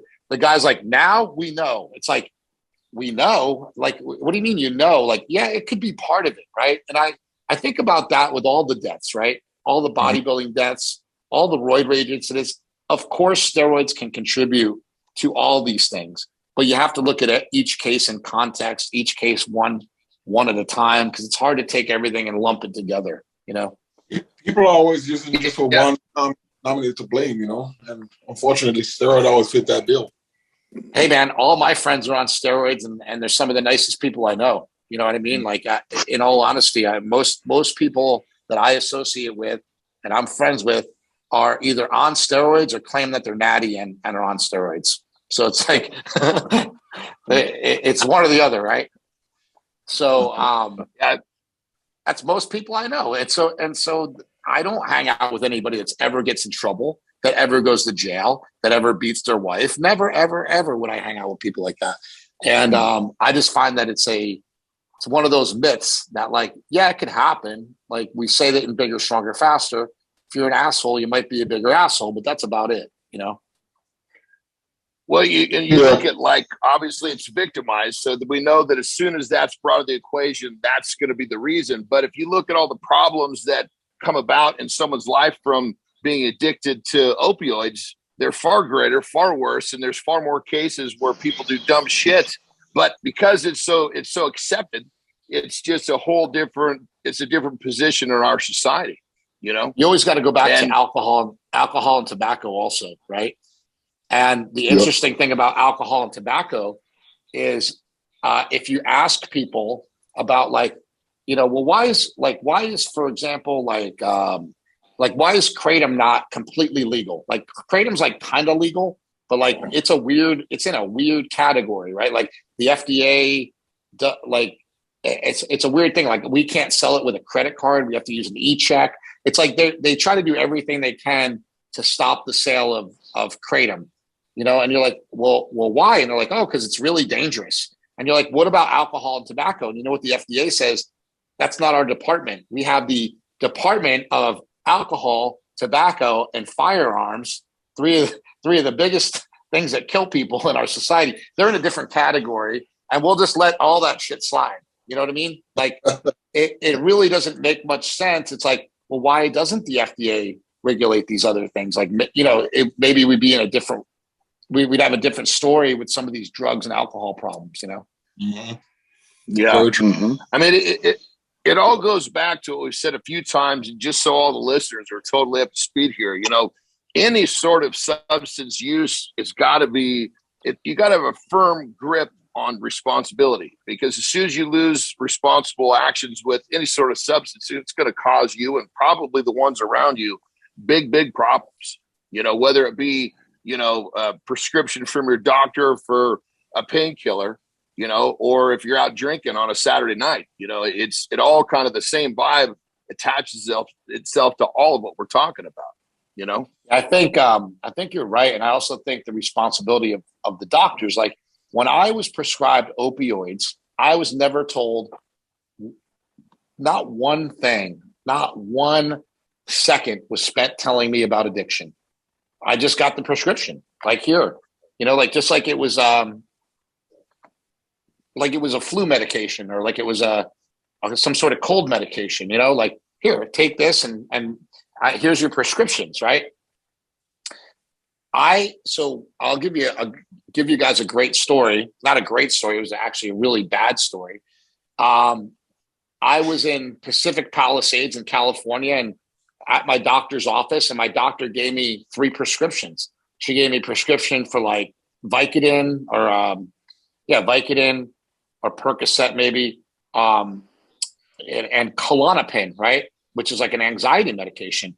And so I was in a lot of pain, and usually like Vicodin or Percocet, you can drive on. It's like, it's not really that big of a deal.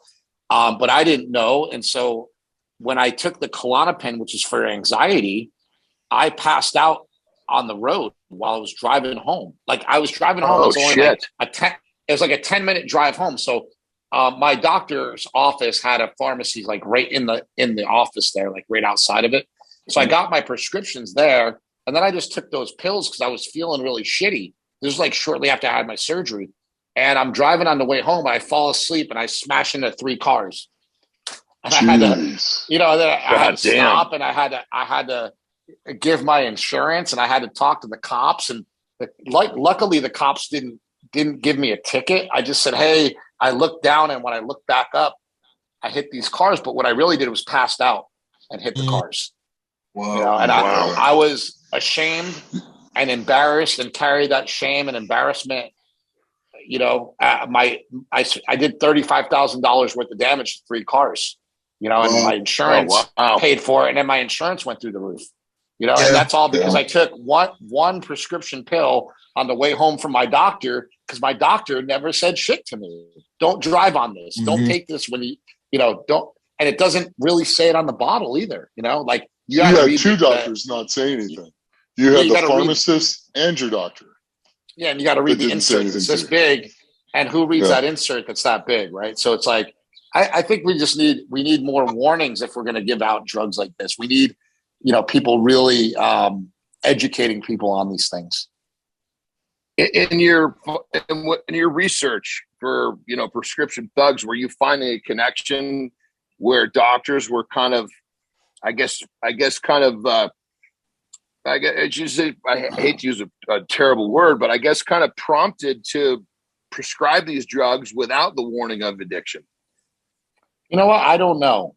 I tend to steer away from like conspiracy theories. I tend to try to steer away from, like, I posted something about the opioid epidemic today, and people they always use the word they want you to be sick. They don't want you to get better. They want, you know, and it's like, I don't know that people sit around in organized meetings and talk about these things.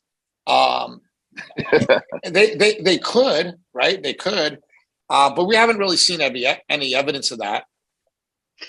It just seems like a lot of people are making a lot of money and probably just looking the other way. And there could be some conspiracy behind it, but I don't know. I mean, I don't like to always like point to a conspiracy because then you kind of sound crazy. There could be some conspiracy to it, but I feel like well, real quick, bro, that's the word that was the word I was trying not to use. So I'm glad you spit it out. Yeah. Well, doctors like so in a way, there is kind of a conspiracy. Pharma wants to make money. Doctors want to make money. The best way to make money is keep people on it. So like, hey, let's not really say anything, blah, blah, blah. But I would think, like, I know a lot of doctors. The doctors I know really want to see people get better. I don't know, man. Maybe some of them are evil, but I feel like all the doctors I've had, like they were actually, I think, pretty good people as far like I don't see them as being scumbags that were trying to kill me. But who knows? Who knows? Maybe that's the gimmick that they're hiding behind. You know, I'm listening. You never know. It's hard to tell. I'm listening to you talk, and you're actually describing a drug dealer when you talk about the doctor. Yeah, I mean that's kind of what it is, right? In a way, it's and a lot of these drugs don't fix you, right? They're just a Band-Aid. And I tell people that too. Like for example, I used when I got out of rehab, the number one thing that helped me was I had a friend of mine. His name's Matt Weiss. He was in WWE as a character called Luther Reigns, and Luther Reigns was Kurt Angle's bodyguard. This guy's 6'5" or 6'4", 290 pounds, jacked, right? And he called me up and he said, "Hey, bro," this guy was a severe opioid addict. He actually reminds me a lot of John in the way he talks. So he calls me. He's like, "Hey, bro, you ever tried Kratom?" And I'm like, "What's Kratom?" He's like, "Oh, it's this plant I've been taking, you know." And I'm like, "What does it do?" He's like, "Well, it works like all the Vicodin I was taking, but I was taking 90 Vicodin a day and I had a stroke, you know." And like, he had this massive stroke and he was coming from it. And I'm like, "You're taking a plant medicine?" I'm like, "That doesn't sound right." I mean, this guy used to be a crack addict, right? Like this guy wrestled for WCW, WWE. He's done everything. And he's also done every drug under the sun. He's just a really crazy character. And when somebody like that came to me and told me they were taking something that was natural that could work, I was like, well, maybe he's right. Maybe it does work. And I was really not a believer in it until I tried it. And the problem with rehab is they can get you off of drugs and alcohol. But what happens if the drugs that you're taking are for pain? You get out of rehab and you're still in pain. So that was my problem. Yeah. I still had the root cause of why I was taking opioids.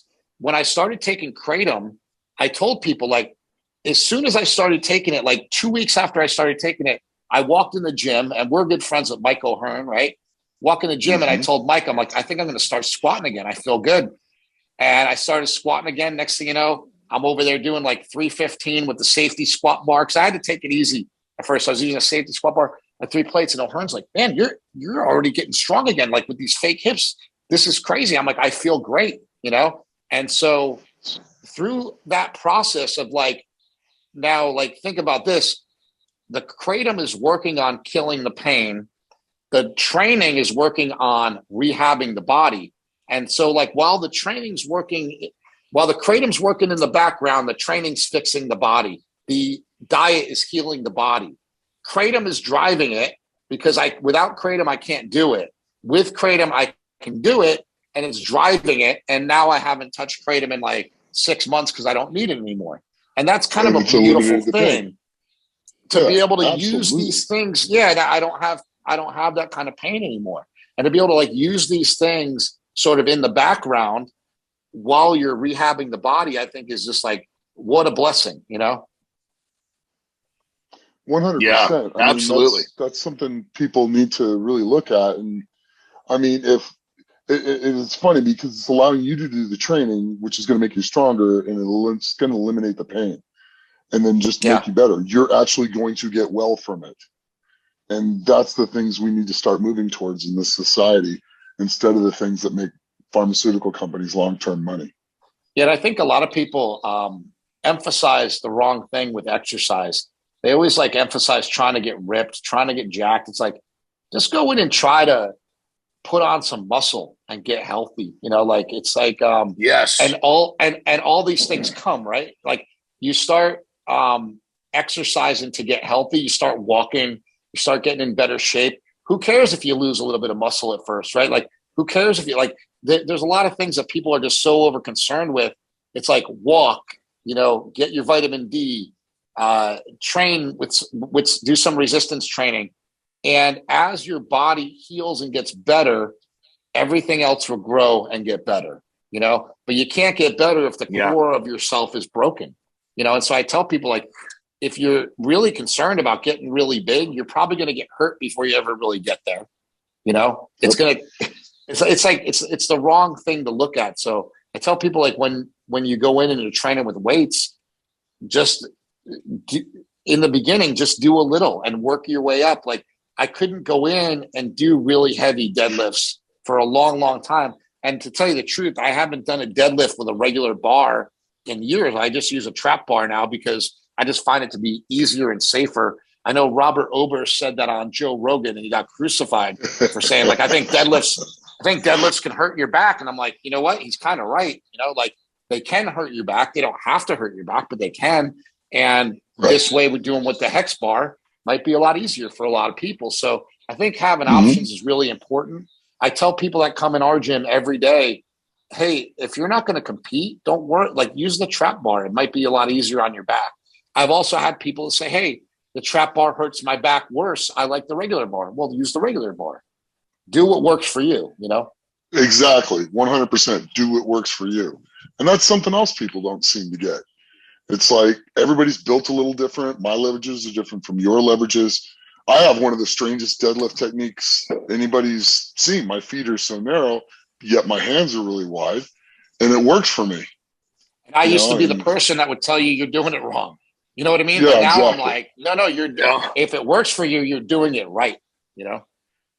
Yeah. I remember the first time I saw you deadlift, brother. I was like, dude, what's going on? And you were just kind of like, you know, it works. And at that point in time, I was still too married to, you know, the status quo deadlift, not understanding that everybody's mechanics is going to give them that perfect, you know, that sweet spot that's going to work for them. And that's totally true. I've seen, you know, it's funny. It's like, I think Ed Cohn, who's like my childhood hero and still my hero and a good friend of mine, I think Ed Cohn's got one of the weirdest squat forms in the world. Like, I can't squat anywhere near the way he squats. His knees go way forward. It's just a weird squat. And I've tried to squat that way and I just can't. But somehow that guy can squat over 1,000 pounds that way. We're all kind of built different, have different leverages. Like Nick was saying, it's like, do what you can do. And like, I used to think Brian Shaw deadlifted weird, but he was deadlifting 1,000 pounds. You know, so like, it can't be that weird because he would like have the bar way out. So guess what? He'd have the bar way out in front of him. He'd like roll it into himself and then lift. And I think a lot of strongmen do that. And I actually, when I was lifting with a regular bar, that's how I started lifting. It's like, I thought it was weird at first and then I adopted it, you know? Yeah. You find things and techniques that work what's best for your body, and whatever technique you can lift the most weight with and not get hurt, that's the technique for you. And everybody's going to be a little bit different. And it's not a thing that is set in stone. And I don't think people get that. Yeah. A lot of times people are worried about, you know, the form's got to be like so-and-so, you know? Yeah, exactly. I mean, KK pulled with the rounded back. You know, I love Louis Simmons, but he'll tell people all day they're doing shit wrong. I love Ripito, but he'll tell you all day you're doing it wrong. You know, and I'm like, we're doing it wrong for your standard, but But hey, like Correct. there's a lot more than one way to skin a cat here, you know? Yeah. Yeah. It's something that you going back to, or talking about, obviously what works for you with technique, and going back to what you mentioned a little bit ago, coupling that with, training to get healthy, using this whole experience to get healthy, and then start to go into training a little heavier. And then the training that works for you, it seems like everybody's just looking at this so backwards. We're taking all sorts of pills, we're taking all sorts of supplements, we're trying to find out how to deadlift from a video of some guy who is just kind of just showing leverage points, when what we really need is to have this whole thing explained in a way that makes sense to the individual. Yeah, my uncle, one of my uncles taught me how to lift when I was younger. He sort of sparked everything, in our family. But now he's like almost 60. He's a type 2 diabetic, and he texts me almost every day. And I keep texting him back, right? Like what will work for him. He's a type 2 diabetic, and he keeps complaining about it. And he just keeps complaining every day, because every day I tell him the same thing. Look, I don't think you need a carnivore diet long-term, but I think you need to do it for like 2 months to reverse this type 2 diabetes. It's probably the quickest way for you to get out of this that I've seen people do. I know people have done it. I know you can be healthy doing it. And for you don't know that much about nutrition. It'll be the easiest way for you to fix this. And he just won't do it. Like he'll text me, oh, I messed up today and I ate spaghetti. Well, that's not on the fucking diet. So of course, so it's like a lot of these things, like you're saying, right? Like just listen, and just like, if you could hang on to some of these things for 30 days, what I tell him is the reason why you haven't changed your life yet is because you haven't changed everything. Like you have to change everything or you're changing nothing. So he has to figure out how he can like just hang on for 30 days. By the time 30 days gets done, he'll be so well versed in, like he'll feel so good, and he'll have these tools to be able to now listen to a diet that I'm going to tell him. You just learn. So like I try to tell people, I can't give you anything. You need to earn it. You need to like do the diet for whatever diet it is. Do the diet for a certain amount of time, and it'll teach you about your body. I simply tracked calories like a year ago. I just tracked everything on MyFitnessPal, everything I ate. By doing that, I learned how many calories are in each food, how much food I could have, what different meal combos I can make. By doing that, that's structured everything that I do to this day by tracking those calories. Had I not done that, I'd still have no idea how many calories are in a steak compared to a chicken breast, compared to a salad, And I just think people need, like I said, they don't need any specific diet, but they need tools to be able to help them navigate through this world, Yeah, for sure. Yeah, I mean, there's too many choices. People, too many temptations, so many right? choices. Yeah, like people like, should I have too many? should I have the granola bar or the Cliff Bar? Or you shouldn't have any of them. Get rid of all that shit. Get rid of it out of your diet. Yeah. And then there's all the pills and the different drinks that are supposed to bring you all your dreams in 30 days too, which is a whole nother confusing thing for the average man. It's just insane. And it's just not. It just doesn't work.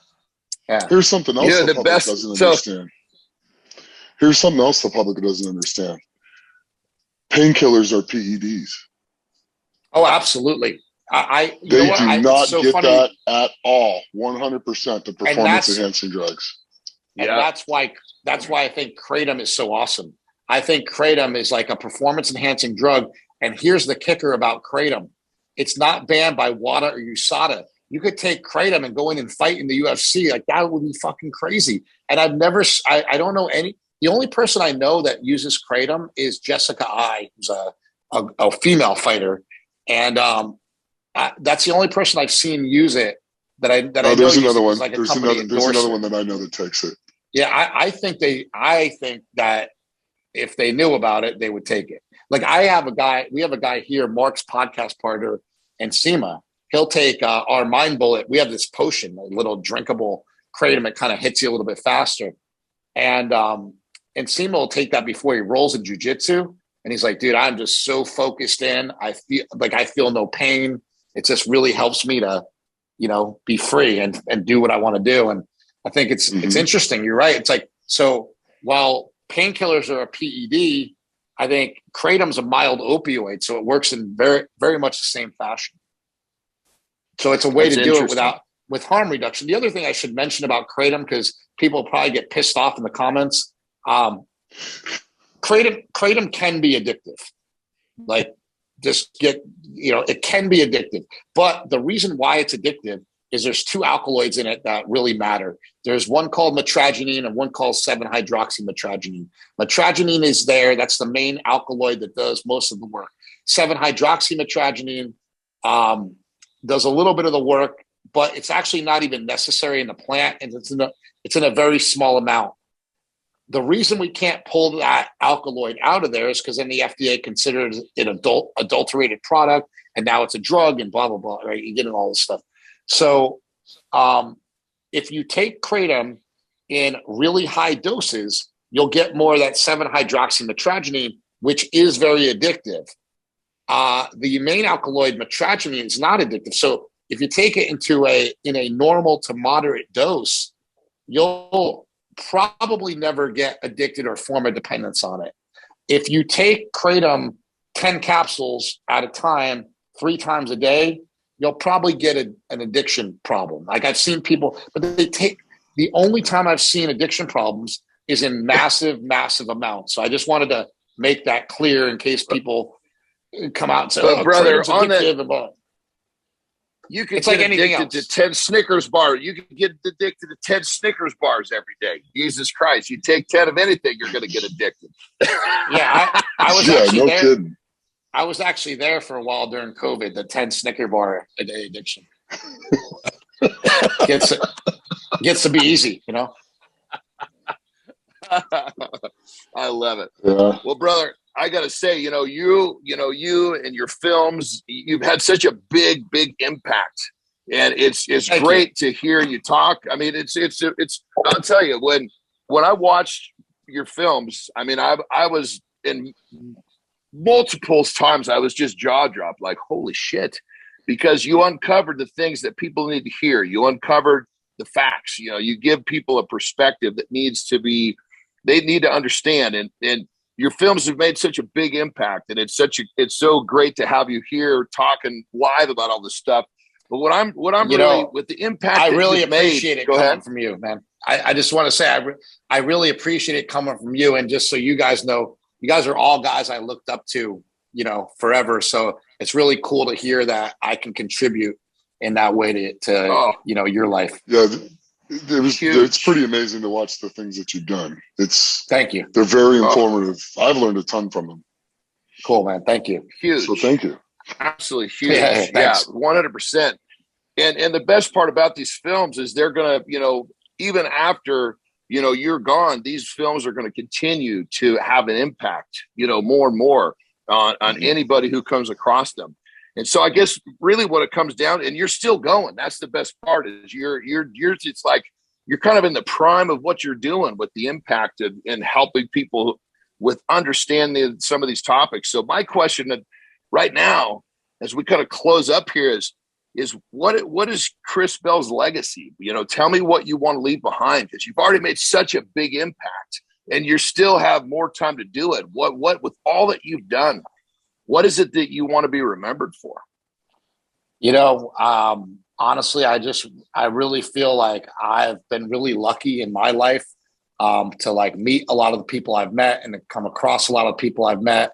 I always say I lived a very storied life. Mark and I know almost everybody in the fitness industry because of things like Bigger, Stronger, Faster and the Slingshot and other things. And for us, we're just 2 kids from Poughkeepsie that like to lift weights. So for me, the whole thing's been kind of a dream.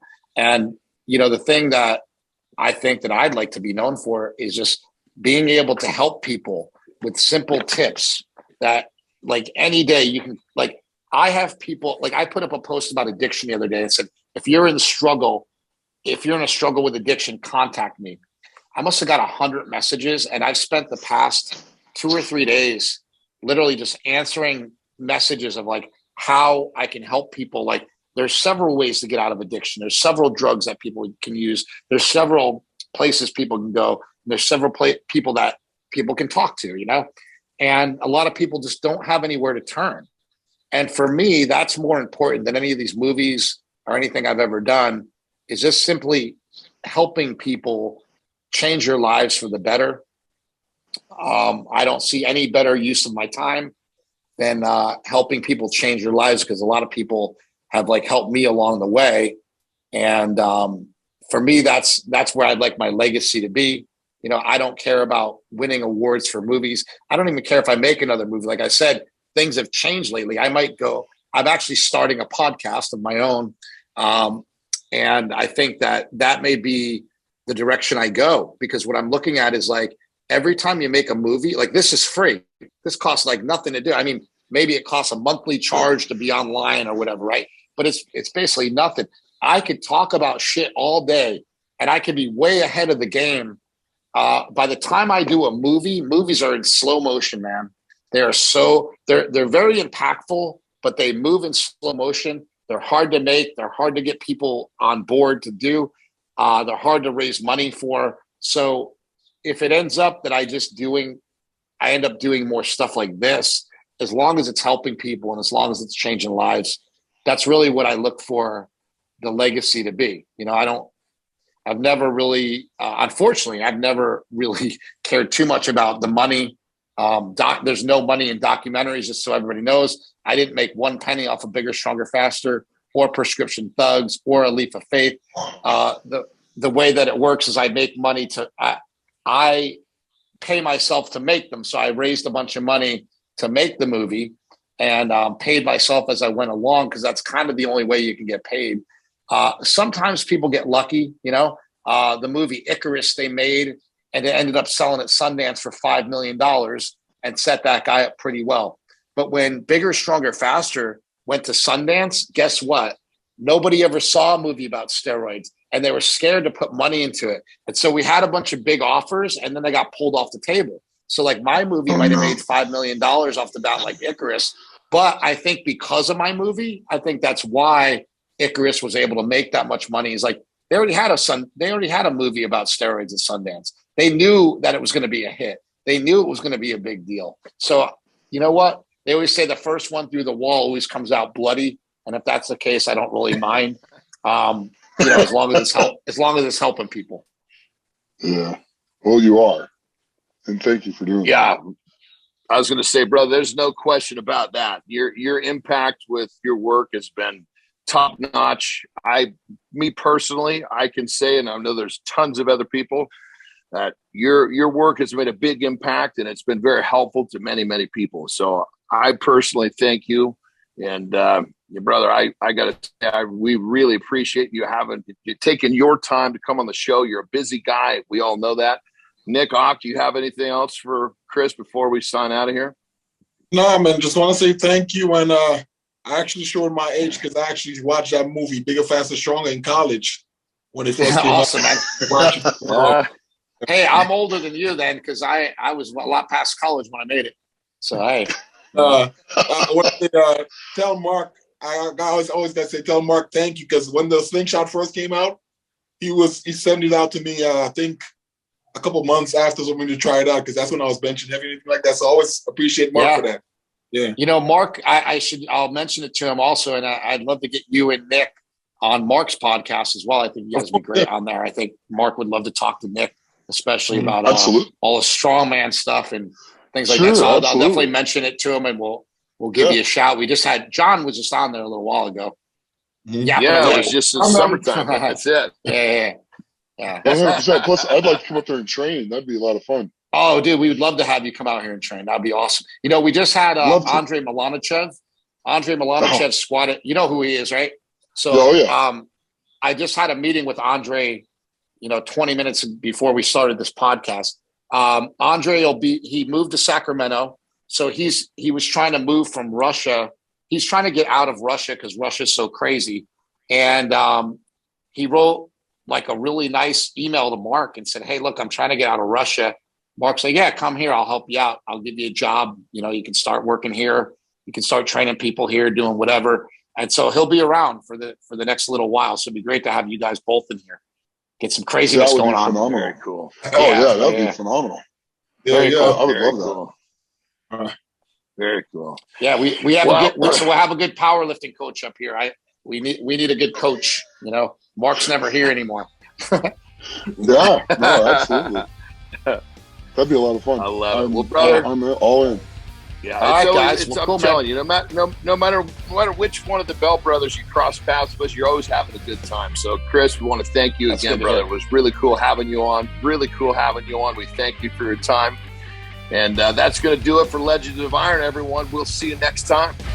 Legends of Iron is brought to you by Muscle Bench, the creator of Nitro Test.